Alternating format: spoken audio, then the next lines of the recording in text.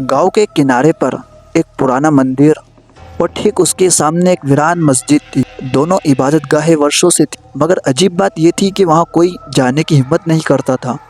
लोगों का मानना था कि रात होते ही वहाँ कुछ अजीब घटनाएं घटती है। पंडित जी और मौलाना साहब दोनों ही विद्वान और निडर। गाँव वालों की इन कहानियों को सुनकर दोनों ने तय किया कि वे रात को मंदिर और मस्जिद में रहकर देखेंगे कि असल में क्या होता है। रात के पहले पहर पंडित जी मंदिर में दीपक जलाकर बैठे और मौलाना साहब मस्जिद में तस्बीह पढ़ने लगे। शुरुआत में सब कुछ सामान्य था, मगर फिर हवा का बहाव तेज होने लगा। अचानक पंडित जी ने देखा कि मंदिर का घंटा बिना किसी के छुए ही जोर जोर से बजने लगा। वही मौलाना साहब को ऐसा लगा कि कोई मस्जिद में अजान दे रहा है, जबकि वहाँ कोई नहीं था। फिर रात का दूसरा पहर। अब दोनों को लगने लगा कि गांव वालों की बातें झूठी नहीं थी। पंडित जी और मौलाना साहब अपने अपने स्थान से उठकर मंदिर और मस्जिद के बीच मिले।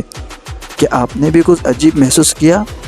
मौलाना साहब ने पूछा। हाँ, कुछ तो गड़बड़ है, पंडित जी बोले। तभी अचानक जमीन के नीचे से किसी के रोने की आवाज़ आई। दोनों तुरंत दिए और लालटेन की रोशनी में जमीन पर ध्यान दिया।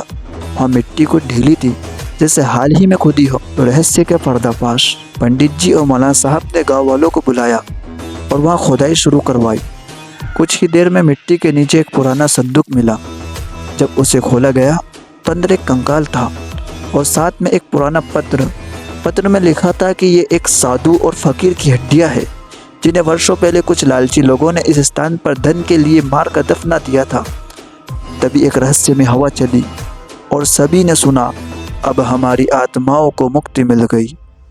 उस रात के बाद मंदिर और मस्जिद में कभी कोई अजीब घटना नहीं हुई। गांव के लोग समझ गए कि ये कोई भूत प्रेत का खेल नहीं, बल्कि एक अनसुलझी आत्मा की पीड़ा थी, जो अब हमेशा के लिए शांत हो गई। लेकिन एक सवाल रह गया, वो पत्र किसने लिखा था? रात के अंधेरे में जब पंडित जी और मौलाना साहब अपने अपने घर लौट रहे थे, उन्हें पीछे से किसी ने आवाज़ दी, शुक्रिया।